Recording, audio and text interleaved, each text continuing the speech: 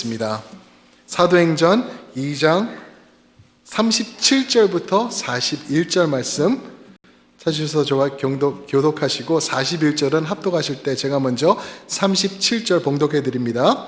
그들이 이 말을 듣고 마음에 찔려 베드로와 다른 사도들에게 물어 이르되 형제들아 우리가 어찌할꼬 하거늘 베드로가 이르되 너희가 회개하여 각각 예수 그리스도의 이름으로 세례를 받고 죄사함을 받으라. 그리하면 성령의 선물을 받으리니 이 약속은 너희와 너희 자녀와 모든 먼데 사람 곧 주 우리 하나님이 얼마든지 부르시는 자들에게 하신 것이라 하고 또 여러 말로 확증하며 구원하여 이르되 너희가 이 패역한 세대에서 구원을 받으라. 함께 읽습니다. 그 말을 받은 사람들은 세례를 받음에 이날에 신도의 수가 3,000이나 더하더라. 아멘.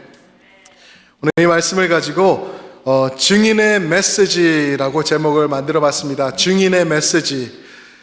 사도행전을 저희가 보고 있습니다. 사도행전의 핵심 구절은 논란의 여지가 없이 1장 8절임을 저희가 압니다. 1장 8절. 오직 어떻게 되죠? 성령이 너희에게 임하시면 너희가 권능을 받고 어디서? 예루살렘과 조금 더 나가서 유대와 사마리아와 어디요? 땅 끝까지 이르러 내 증인이 되리라. 할렐루야. 그 말씀이 사도행전의 핵심 말씀인데요, 저는 지금 그 말씀의 결과가 결론이 되신 산 증인들이신 여러분들을 보고 있습니다. 누군가가 이 1장 8절의 말씀을 듣고 읽고 순종하여서 말씀을 가지고 증인이 되어 여러분들과 저에게까지 찾아오셔서 7절에 말씀하시는 하나님의 11절에 말씀하시는 하나님의 놀라운 wonders of God, 그것을 우리에게 선포해 주셨습니다.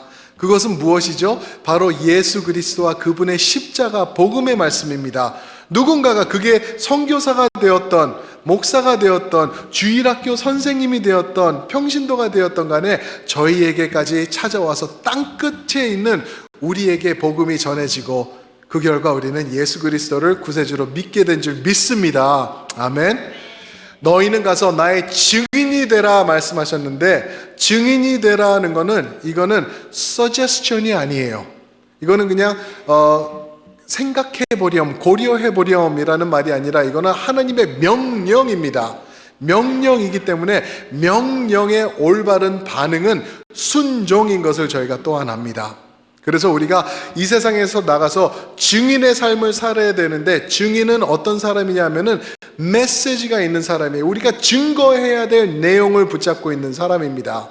그래서 그 내용이 오늘 어떤 내용인지 우리가 볼 텐데요, 이런 말씀이 있었는데 원래 영어로 한 말인데 지금 올려주시면 제가 설명을 해드리면 좋을 것 같아요. 한번 먼저 영어로 읽어드리겠습니다. Be careful how you live. You may be the only Bible someone will ever read. 무슨 말이냐면은 조심해서 삶을 사세요. 당신의 삶이 사람들이 읽을 유일한 성경이 될 수 있기 때문입니다 라는 말이에요. 그런데 저 비슷한 말씀으로 비슷하게 또 D.L. 무리 목사님은 이렇게 말씀하셨죠. Out of 100 men, 100 people, one will read the Bible, the other 99 will read the Christian. 무슨 말이죠? 100명 중 1명은 성경을 읽을 것입니다. 나머지 99명은 성도를 읽을 것입니다. 무서운 말씀이죠? 무슨 말이죠? 결국에는 여러분들과 저의 삶을 누군가는 지켜보면서 하나님을 믿을 것인지 하나님을 안 믿을 것인지 결정을 내릴 거라는 거예요. 어떤 분들은 그러세요. 나는 전도 잘 못합니다. 나한테 증인 이런 얘기 하지 마세요. 나는 그냥 예수님만 믿을래요. 아니요. 예수 믿는 모든 성도는 증인이라고 1장 8절에 말씀하십니다. 명령하십니다. 그런데 전도는 쉽지는 않은 건 사실이에요. 우리가 모두가 전도를 쉽게 다가갈 수는 없는데, 그러나 보세요. 지금 읽은 그 말씀들 보면은 증인의 삶을 사는 것은 얼마든지 할 수 있다라는 것이죠. 증인의 삶, 우리가 나가서 대화가 안 되고 밖에 나가서 마켓플레이스에서 우리가 말할 수 있는 능력이 안 되고 시간도 안 되고 그렇지만 나의 주어진 영역 가운데서 나의 보내신 자리 가운데서 내가 복음 증인의 삶을 사는 것은 얼마든지 할 수 있다라는 것입니다. 동의하십니까?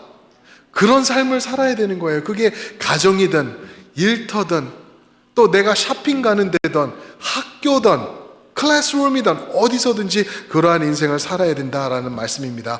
무엇을 가지고? 증인의 메시지를 가지고. 오늘 말씀은요, 사도 베드로가 증인의 말씀을 전하는 설교의 내용이 들어있습니다. 성령이 임하신 다음에 이제 성령으로 가득 채워졌을 때 어떠한 일이 일어나냐 하면은 사람들이 말을 하기 시작하는데 방언이 나오기 시작해요. 그런데 이거는 그냥 샬랄랄라 이러는 방언이 아니라 타국 언어를 말하게 되는 거예요. 타국 언어를 말하니까 사람들이 뭐라 그러죠? 어떤 사람들은 술 취했다 그래요.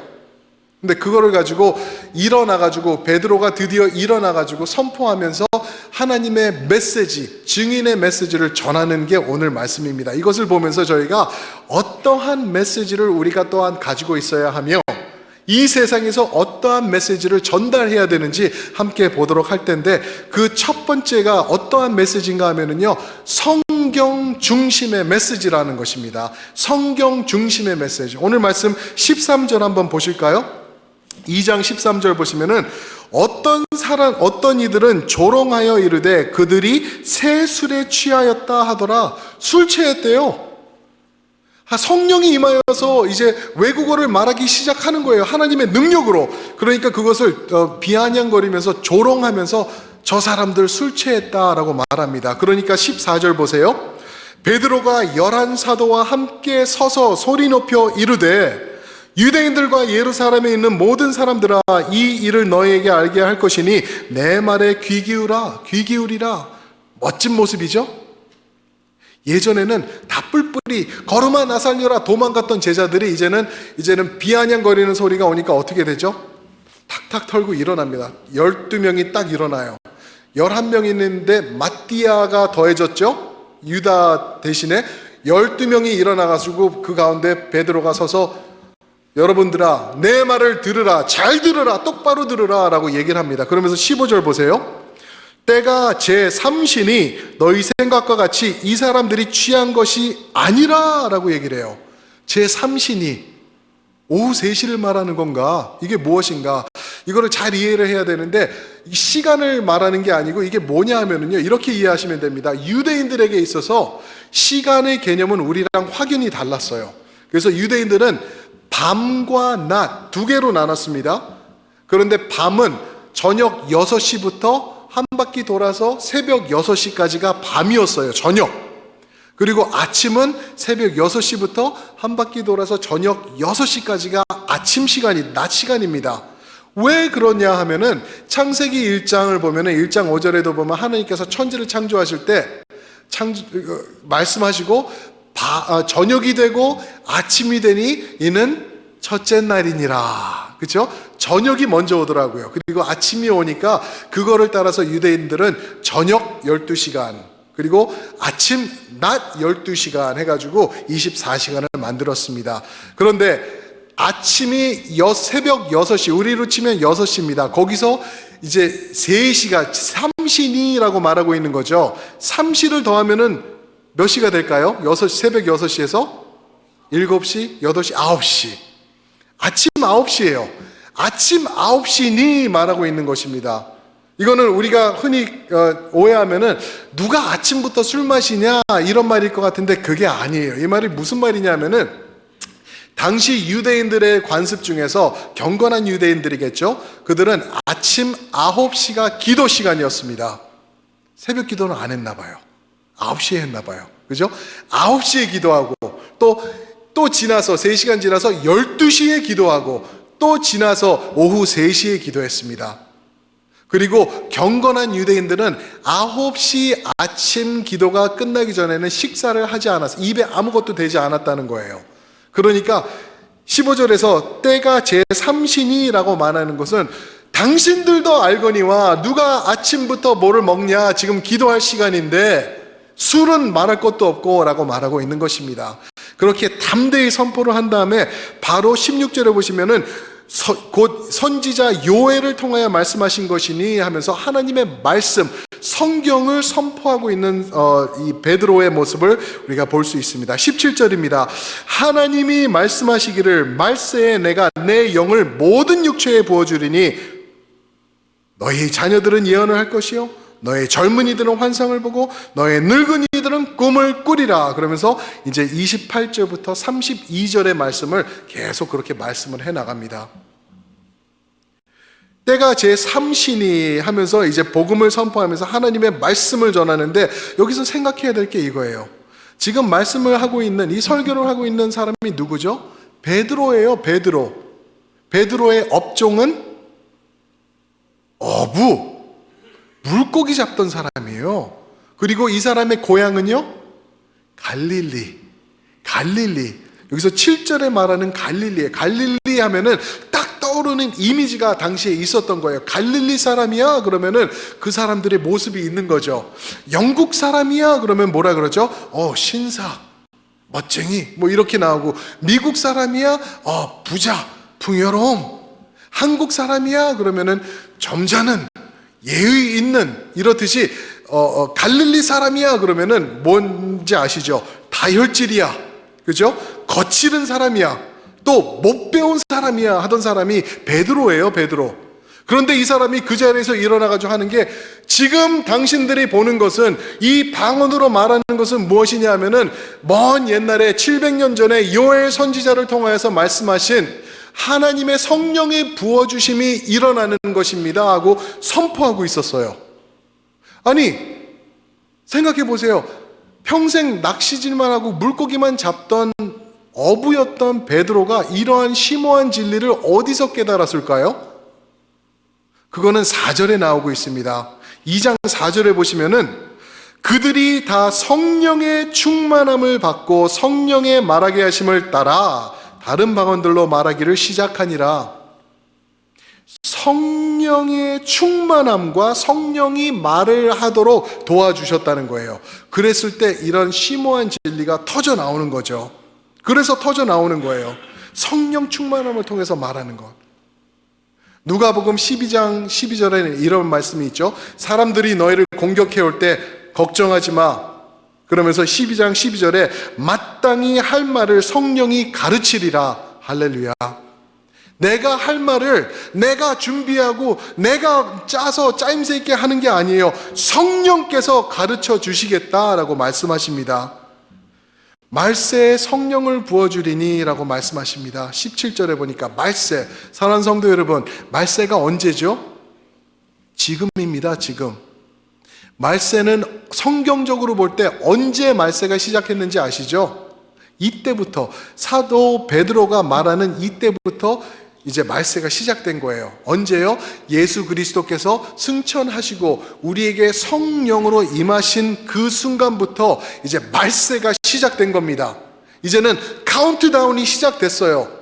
예수님이 승천하신 다음에 2000년이 흘렀습니다. 계속 카운트다운은 점점 가까워지고 있는 말세가 지속되고 있어요. 그러나 아직 이 말씀을 보면은 19절과 20절을 보면 아직 이루어지지 않은 일들이 있어요. 그것들이 이루어질 때 하나님의 완전한 재림, 예수님께서 다시 돌아오시는 일이 일어날 것이다 라고 말씀하고 있는데요. 근데 재미있는 말씀이 17절 보면 나오고 있죠. 하나님이 말씀하기를 말세에 내가 내 영을 모든 육체에 부어주리니 했습니다. 부어주겠다. 무엇을요? 성령님을 부어주겠다. 그런데 하나님의 말씀을 자세히 좀 살펴보시면요, 부어주시는 게 성경을 보면은 두 가지가 있습니다. 성령을 부어주시겠다, 성령을 통해서 은혜로 부어주시겠다라는 부어주심이 하나고요, 또 하나가 뭐냐 하면은 하나님의 진노예요. 진노. 하나님의 심판하심, 진노를 또한 부어준다라고 말씀하시는 게, 보세요. 호세아 5장 10절 말씀을 보면은 하나님의 진노가 물같이 부어지리라 라고 말씀하십니다. 또 유명한 요한계시록 말씀이죠. 계시록 16장 1절에 보면은 하나님의 진노를 7 대접을 통해 땅에 쏟으리라 말씀하십니다. 하나님의 진노를, 심판을. 무슨 말이죠? 이 마지막 때에, 이 말세에 여러분들과 저는요, 하나님의 부어주심을 받게 돼 있어요. 어떤 부어주심? 둘 중에 하나라는 거죠. 성령의 은혜의 부어주심이든지 무엇이라고요? 하나님의 진노든지 둘 중에 하나예요. 하나님의 사람들은 성령을 받았습니다. 믿으십니까? 하나님의 성령의 부어주심, 그 은혜를 체험한 사람들이에요. 받으셔야 돼요. 그런데 만약에 성령을 체험하지 못하고 예수 그리스도를 믿지 않는 사람들이라면은 그거는 피할 길 없는 하나님의 진노밖에 남은 게 없다라고 말씀하십니다. 그게 또 19절, 20절 말씀입니다. 20절 보시면은 주의 크고 영화로운 날에, 그날이 언제죠? 예수님께서 재림하시는 날에, 그날이 이르기 전에 해가 변하여 어두워지고 달이 변하여 피가 되리라. 한마디로 말씀드려서 무시무시한 날이라는 거예요. 하나님의 심판이 얼마나 무섭게 임하는지 부어주리라 라고 말씀하시는 거예요. 쏟으리라. 그거를 피하는 길은 성령의 부으심을 받는 길밖에 없는 줄 믿으시길 축원합니다. 그래서 하시는 말씀이 21절이죠. 누구든지 주의 이름을 부르는 자는 구원을 받으리라. 어디서부터? 하나님의 부어주시는 진노로부터 구원을 받겠다라고 말씀하고 있는 것입니다. 이 말씀을 성경 중심으로 사도 베드로가 지금 선포하고 있는 거예요. 구약의 말씀을 인용하면서 하나님의 말씀을 선포합니다. 그런데 말씀의 주인공은 누구시죠? 언제나 예수 그리스도십니다. 믿으십니까? 예수 그리스도세요. 그러니까 사도 베드로가 다음으로 하는 게 뭐냐면은 복음 중심으로 선포되고 있습니다. 복음을 선포하고 있어요. 그게 22절부터 35절 말씀인데요. 복음이 무엇이죠? 복음이 예수 그리스도가 누구시며 그분이 어떤 일을 행하시며 그분이 누구를 용서하시며 누구에게 구원을 베푸시는지 그 모든 그 하나님의 구속 역사가 들어가 있는 것을 통틀어서 저희가 복음이라고 합니다. 그래서 22절 말씀 보실까요? 22절 보시면은 이스라엘 사람들아 이 말을 들으라. 너희도 아는 바와 같이 하나님께서 나사렛 예수로 큰 권능과 기사와 표적을 너희 가운데서 베푸사 너희 앞에서 그를 증언하셨느니라. 무슨 말씀이죠? 예수님을 보내셔서 큰 기적과 이적과 권능과 기사를 보여주셨다. 어떤 기사들이죠? 아픈 자들이 고침받고 문둥병자들이 말끔히 치료받고 죽었던 자들이 생명을 얻고 굶었던 자들이 충분히 먹게 되는 그러한 기적들의 핵심은 무엇이냐 하면은 이것은 하나님만이 할 수 있는 것이다 라고 믿었던 사람들입니다. 그래서 이 22절 말씀은 뭐냐 하면은 그 예수님은 바로 하나님이시다 라고 전파하고 있는 것입니다. 23절 보시면은 십자가를 전파합니다. 그가 하나님께서 정하신 뜻과 미리 아신 대로 내준 바 되었거늘 너희가 법 없는 자들의 손을 빌려 못 박아 죽였으나 그 예수님을, 그 하나님이신 예수님을 너희가 십자가에 못 박아 죽였다라고 말하고 있는 것입니다. 십자가죠. 복음을 말하고 있는 것이죠. 그러면서 이제 24절부터 32절까지 가장 긴 구절에서는 무엇을 얘기를 하냐면은 예수 그리스도의 부활을 증거합니다. 예수님의 부활. 24절을 보시면은 사망이 그분을 붙잡아 둘 수 없었다, 메어 놓을 수 없었다라고 말해요. 왜 그럴까요? 왜 사망이 예수님을 터치할 수가 없었을까요? 왜 죽으셨으나 예수님은 부활하실 수밖에 없었을까요? 왠지 아세요? 죄의 삭은 무엇이라고요? 사망입니다. 죄 때문에 죽습니다. 그렇죠? 그 하나님이 만들어 놓은 완벽한 에덴 동산에서도 사람들이 죄를 지으니까 죽음이 들어왔죠. 그런 거예요. 그러나 예수 그리스도는 우리와 동의하시되 무엇은 없더라? 죄는 없더라. 할렐루야. 죄가 없으시기 때문에 죽으셨으나 죽음에 목 매어 계시지 못한 거예요. 죽음이 그분을 홀드하지 못했던 거예요. 그러니까 그분이 부활하실 수밖에 없었다라고 부활을 증거하고 있습니다. 그 증거를 계속하면서 누구의 이름을 들먹이냐 하면은 바로 다윗 왕입니다. 다윗 왕. 다윗 왕의 말씀이 25절부터 34절까지 계속 나오는데요. 왜 다윗 왕을 얘기를 할까? 이 복음을 증거하면서 왜 아브라함도 아니고 모세도 아니고 여호수아도 아니고 왜 다윗 왕을 얘기를 할까? 그거는 이겁니다. 아브라함 하면은 아브라함이 대표하는 게 하나 있어요. 그게 뭔지 아시죠? 아브라함의 언약입니다. 언약. 아브라함과 하나님과의 맺은 언약, 유대인들에게 있어서는 생명같이 중요한 그 언약, 창세기 15장에서 말씀하시죠. 너를 통하여 내가 세상의 축복이 되고 많은 너의 자식들이 자리 잡게 할 것이다. 하나님의 언약이었습니다. 그래서 아브라함 하면은 떠오르는 게 무엇이죠? 언약입니다. 언약. 모세는요, 모세 하면은 떠오르는 게 뭐죠? 모세가 시내 산에 올라가서 하나님으로부터 받은 게 무엇이죠? 계명, 말씀, 하나님의 말씀이에요. 그래서 모세 하면은 하나님의 율법 또는 말씀을 떠오릅니다. 아브라함 하면은 언약, 모세 하면은 말씀 또는 율법. 그럼 다윗 하면은요, 다윗 하면은 메시아입니다. 메시아. 다윗을 통하여, 다윗의 혈통을 통하여 이제 구원자가 임할 것이다. 성경에서 계속 반복하면서 말씀하시는 게 그거예요. 그래서 마태복음에 보면 바디메오라는 거지가 나오죠. 그죠? 그가 외치는 게 무엇이죠? 어떻게 외치죠? 누구의 아들 예수요? 다윗의 아들 예수요! 하고 외칩니다. 무슨 말이죠? 그가 외친 것은 그냥 예수님 하고 부른 게 아니라 구원자 메시아로서 우리에게 다가오시는 예수여를 외친 것입니다. 그래서 오늘 말씀에서도 베드로는 복음을 선포하며 성경을 선포하며 드러내는 게 다윗의 역사를 말하고 있는 것입니다. 다윗이 한 말을 드러내고 있어요. 그래서 이분이 바로 당신들이 기다리던 메시아입니다 라고 말하고 있는 것입니다. 그래서 36절 한번 보실까요? 36절 보시면 이렇게 말하죠.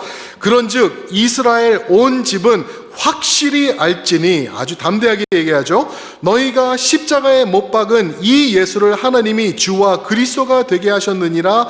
아니라 여기서 말하는 그리스도 이 말이 메시아라는 말입니다. 메시아가 되게 하셨다 하니라 라고 말하고 있는 거죠. 기가 막힌 설교를 지금 베드로가 하고 있습니다. 저는 근데 이 말씀을 읽으면서 이런 생각을 해봤어요. 와, 기가 막히다. 그런데 잘 들어보세요.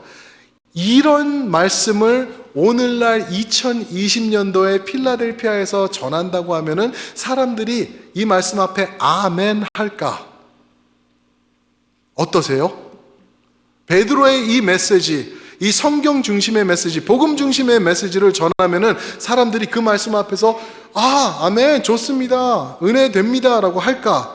아마 쉽지는 않을 것 같아요. 왜 그러냐면 여기를 보면은 논리와 각색과 휘황찬란한 언변으로 선포되는 게 아니라 여기 보면은 하나님의 말씀, 예수 그리스도, 오직 예수만 선포되고 있고요. 여기는 인간의 철학이나 인간의 지혜도 아무것도 들어있는 게 없어요. 처음부터 끝까지 요에서 2장 28절 말씀으로 시작해서 구약에 드러나 있는 다윗의 말씀을 통하여서 예수 그리스도가 누구시며 그분이 구원자 되신 것이 무엇이며 어떻게 그분께서 당신들이 죽인 그 십자가에 못 박힌 죽인 그 사람이 어떻게 부활할 수 있었는지 그 진리만을 명확하게 전달하고 있는 것입니다. 왜요? 왜 예수님만 이렇게 강력하게 베드로가 전하고 있는지 아세요? 바울 사도의 말씀을 빌리면은 빌립보서 3장 8절에 그리스도가 가장 무엇이요? 가장 고귀한 가장 고상한 진리니라고 말하고 있는 것입니다. 이 세상에 있는 그 고상한 진리, 그 철학, 그 이야기들, 세상에서 말하는 노하우, 이것들 아니다. 오직 예수 그리스도와 그분의 십자가의 복음 안에 가장 고상한 진리가 들어있다라고 말하고 있습니다. 19세기 가장 유명했던 설교자로 찰스 헤든 스퍼전이 있습니다. 찰스 헤든 스퍼전. 그 사람은 영국 출신인데 그 사람을 설교를 하면은 사람들이 수만 명이 모여들었다고 하죠. 그래서 그 사람의 설교를 가지고 사람들이 이제 설교학 신학자들이 연구를 했어요. 도대체 이 사람의 설교가 뭐가 그렇게 대단한 게 어떤 다른 점이 있길래 그런가 했는데 그 사람들이 발견한 게 스펄전이 한 말에서 하나가 딱 나와서 이거구나 하고 그들이 깨달은 게 무엇이냐면 스펄전이 이런 말을 했습니다. I take my text and make a beeline to the cross. I take my text and make a beeline to the cross. 여기서 말하는 텍스트는 뭐냐면 하나님의 말씀이라는 거예요. 한국말로 번역하면은 나는 하나님의 말씀을 들고 beeline이라는 거는 뭐냐면 일직선이라는 말이죠. I take my text, 하나님의 말씀을 듣고 일직선을 그어서 나는 시간 낭비하지 않고 예수 그리스도의 십자가로 달려갑니다. 예수 그리스도의 십자가만을 선포합니다 라고 말한 것입니다. 사랑하는 성도 여러분, 그 십자가 왜요? 그 십자가가 왜 그렇게 중요한가요? 우리의 능력이 되시기 때문에 그렇습니다. 믿으십니까? 믿음입니다. 믿음. 그 십자가가 능력이라고요. 고린도전서 1장 18절 보시면 이런 말씀이 있죠. 십자가의 도가 멸망하는 자들에게는 미련한 것이요 구원받는 우리에게는 하나님의 능력이 됨이니라. 아멘. 십자가가 그래서 우리는요 그 십자가 붙들고 그 십자가 삶을 살면서 그 십자가를 증거하며 드러내는 것입니다. 이게 성도의 삶이에요. 십자가의 삶. 이렇게 베드로가 설교를 했을 때 도대체 어떤 반응이 있었는지 오늘 우리가 읽은 말씀부터 보면은 이제 나오고 있는데 그거는 바로 결단이 있었다라는 것을 우리가 또한 마지막으로 볼 수가 있습니다. 37절 말씀 보실까요? 그들이 이 말을 듣고 마음에 찔려 베드로와 다른 사도들에게 물어 이르되 형제들아 우리가 어찌할꼬 하거늘. 그들이 이 말을 듣고 무슨 말? 베드로의 메시지, 이 메시지는 무슨 말이요? 하나님의 성경 말씀 그리고 복음, 예수님을 드러내는 그 복음, 이 말을 듣고 마음에 찔려 우리가 어떻게 하면 좋습니까? 큰일 났습니다 라고 말하고 있는 거예요. 그럴 때 베드로가 뭐라 그러죠?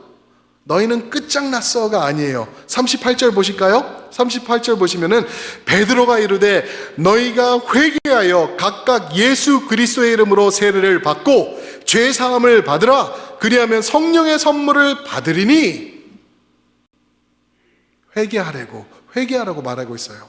근데 이 말씀을 잘 관찰해 보세요. 38절을 잘 관찰해 보시면은 회개할 때에 우리가 받게 되는 것을 세 가지를 말하고 있습니다. 무엇이죠? 한번 보세요. 너희가 회개하고 각각 예수 그리스도의 이름으로 세례를 받고 하나, 또 죄사함을 받고, 그리고 그리하면 성령의 선물을 받으리니. 받고 세례를 받고 죄사함 받고 성령을 받고. 여기서 제가 질문을 하나 드려볼게요. 이제 구원을 말씀하고 있는 거죠. 구원의 역사를 지금 37절과 38절에서 말씀하고 있는데 어떤 것이 먼저인가? 여러분들과 저희가 경험한 구원에 있어서 무엇이 가장 먼저인가? 회개입니까? 아니면 성령의 임재입니까? 생각해 보세요. 좀 생각해 보시고 대답해 보세요. 회개가 먼저 임하나요? 아니면 성령님께서 나에게 먼저 임하나요? 누구요? 성령입니다. 성령님입니다. 내가 회개할 수가 없어요. 성령님 없이는. 왜요? 죄 가운데 죽은 자 되었다 그랬어요. 죽은 사람은요 갖다 때려도 뭐라고 하지도 않고요 아무것도 할 수 없는 게, 무능력한 게, 아무 죄책감 없는 게 죽은 사람 아닌가요? 그 사람한테 가서 너 회개해야 한다고 회개할 수 있나요? 못해요. 그게 세상입니다. 그러나 성령이 임하실 때는 내가 찔림이 있는 거예요. 그러니까 37절에서 여기서 이 사람들이 그들이 마음에 찔렸다 하는 것은 성령님께서 이미 역사하신 거예요. 그랬을 때 이제 베드로가 하는 말이 38절에 그러면 너희 회개해 라고 말하고 있는 것입니다. 돌려서 말하면 이겁니다. 회개는, 잘 들어보세요. 회개는 믿지 않는 사람들이 하는 게 회개가 아니에요. 죄진 사람들이 하는 게 회개가 아니에요. 회개는 성도들만이 할 수 있는 우리에게만 주어진 특권인 걸 믿으시기 바랍니다. 그게 회개입니다. 예전에는 내가 죄 짓고도 아무 문제가 없었는데, 아무런 찔림이 없었는데 어느 순간부터 이게 마음에 와닿고 하나님 앞에 죄송스럽고 하면은 안 되겠다는 그 깨달음, 그 찔림이 어디서 오냐고요? 내 안에 계시는 성령님을 통하여서 우리에게 말씀해주고 계시는 거 아닌가요? 그럴 때 우리가 반응하는 게 회개입니다. 만약에 나는 회개가 안 된다, 나는 회개한 적이 없다, 나는 죄를 짓는데 아무런 죄책감이 없습니다 하는 분들, 그분은 성령님을 구하시기를 부탁드립니다. 성령님의 역사가 없는 거예요. 그거 구원 못 받은 겁니다. 구원 받았다면은 회개하고 싶은 마음이 들 거고, 어떻게 해서든 주님 앞으로 나아가고 싶고 주님 앞에 올바로 살려고 노력하고 싶은 마음이 우리에게 들게 되어 있다라는 것입니다. 그러면서 하시는 말씀이 구원을 받으라. 그런데 39절에 보니까 너희와 자녀와 먼데 있는 모든 사람들에게 하나님께서 얼마든지 부르시던 자들에게 주실 것이다 말씀하십니다. 여기에 들어있는 말씀이 무엇이냐 하면은 구원은요 내가 원한다고 받는 게 아니에요. 하나님께서 얼마든지 원하시는 분들에게 주시는 게 구원입니다. 이게 기독교의 진리입니다. 그러면서 하시는 말씀이 그 구원을 우리의 삶에서 이루어 나가라 하시면서 하시는 말씀이 40절입니다. 40절 한번 함께 읽어볼까요? 시작. 또 여러 말로 확증하며 권하여 이르되 너희가 이 패역한 세대에서 구원을 받으라 하니. 무슨 말씀이죠? 구원을 말씀하고 계시는데 그냥 영혼 구원, 예수 믿고 천국 가게 해주세요라는 구원이 아니에요. 정확히 말씀하고 계십니다. 이 패역한 세대에서 구원을 받으라. 이 세상에 썩어 죽어질 것들, 죽을 것들, 이제 예수님의 심판이 임하시면 불에 타서 없어질 것들, 그것들로부터 구원을 받으라 라고 말씀하고 계시는 거예요. 내 영혼이 예수님을 비롯해서 성령님의 인도하심을 따라 천국 가는 거는 확실한 겁니다. 그런데 아직도 패역한 세대에서 붙잡혀서 살아가고 있는 성도들이 너무나 많다는 것입니다. 거기서부터 구원을 받으라. 그것이 참 구원이다 라고 말씀하고 있는 것입니다. 사랑하는 성도 여러분, 제가 이렇게 열불 내면서 이렇게 설교하면은 여러분들이 움직이실까요? 패역한 세대에서 내가 구원을 받아야 되겠다, 이러면 안 되겠다 하실까요? 김성수 목사의 쇼 때문에? 제 말 때문에? 아니요. 100% 하나님이라고 말씀하고 있습니다. 회심, 구원, 회개, 하나님 앞에 돌아오면요 인간의 지혜가 아닙니다. 성령의 역사인 걸 믿으시길 축원드립니다. 100% 하나님이세요. 100% 하나님. 그래서 여러분들이 부담 가지실 필요도 없어요. 여러분들과 제가 증인으로서 메시지를 가지고 세상으로 나아갈 때, 나의 일터로 나가서 거기서 증인의 메시지를 선포할 때 저 사람이 믿어야 될 텐데 그러한 영혼에 대한 갈망함은 있어도 내가 책임지고 해야 되겠다, 그거는 월권 행위입니다. 내가 무슨 구원을 시켜요? 내가 겨우겨우 구원받았는데 하나님이 하시는 겁니다. 하나님 의지하시고 그 영혼 위해서 기도하시고 말씀 있는 그대로 전하시고 예수 그리스도에게 조명하시면서 십자가를 드러낼 때 그 영혼들이 주님 앞에 돌아오게 될 줄 믿습니다. 왜요? 말씀, 복음, 십자가, 그것이 하나님의 능력이기 때문에 그렇습니다. 이 세대를 본받지 말고 새롭게 변화받아 하나님의 뜻을, 그 크고 놀라우신 선하신 뜻을 분별하라. 로마서 12장 2절 말씀입니다. 우리 찬양팀 나와주실 때 41절을 한번 보시면 좋겠어요. 41절 보시면은 베드로가 이 귀한 설교를 전합니다. 이 설교가 선포되었을 때 어떠한 반응이 있었는지 41절 저희가 한 목소리 한번 읽겠습니다. 시작. 그 말을 받은 사람들은 세례를 받음에 이날에 신도의 수가 더하더라. 몇 명이요? 3,000이래요. 3,000명. 그냥 3,000명이 모이더라가 아니라 예수 믿은 사람들이 3,000이더라 라고 말합니다. 베드로의 이 말씀, 이것을 통하여서 그랬어요. 그런데 보세요. 저희가 나중에 이제 곧 볼 말씀이 또 사도행전 7장에 보시면은 또 다른 분의 설교가 나옵니다. 그 설교가 나오는데 그 설교는 베드로의 설교 저리 가라도 더 기가 막혀요. 장차 53절의 긴 말씀으로 하나님의 성경 말씀 그리고 예수 그리스도의 복음 이것을 선포하게 됩니다. 그러면은 요 정도 말씀으로 베드로가 3,000명을 했으면은 거기는 한 3만 명 모이겠다 생각되죠. 웬걸요? 그 설교자가 돌에 맞아 죽던데요. 왜 그럴까요? 성령의 역사가 없었나요? 아니요. 둘 다 성령의 역사가 있었습니다. 베드로를 통해서는 3,000명이 회심하고 그분을 통하여서는 본인이 죽게 됩니다. 그러나 3,000명 이상의 영광의 역사가 그 사람의 죽음을 통하여서 이제 교회가 뻗어나가게 되는 것을 우리가 역사를 통하여서 사도행전을 통해서 볼 수 있습니다. 무슨 말이죠? 사랑하는 성도 여러분, 우리는 복음을 메시지를 붙잡습니다. 성령의 증인이 된 사람들입니다. 그러면은 결과에 연연하지 않고 예수 그리스도만을 높이시면서 그분의 십자가만을 선포할 때 나머지는 하나님께서 이루어나가시는 걸 믿으시길 주님의 이름으로 축원드립니다. 아멘. 우리 한번 그 자리에서 일어나셔서 이 찬양을 부르면서 마음의 결단을 했으면 좋겠어요. 오직 예수님입니다.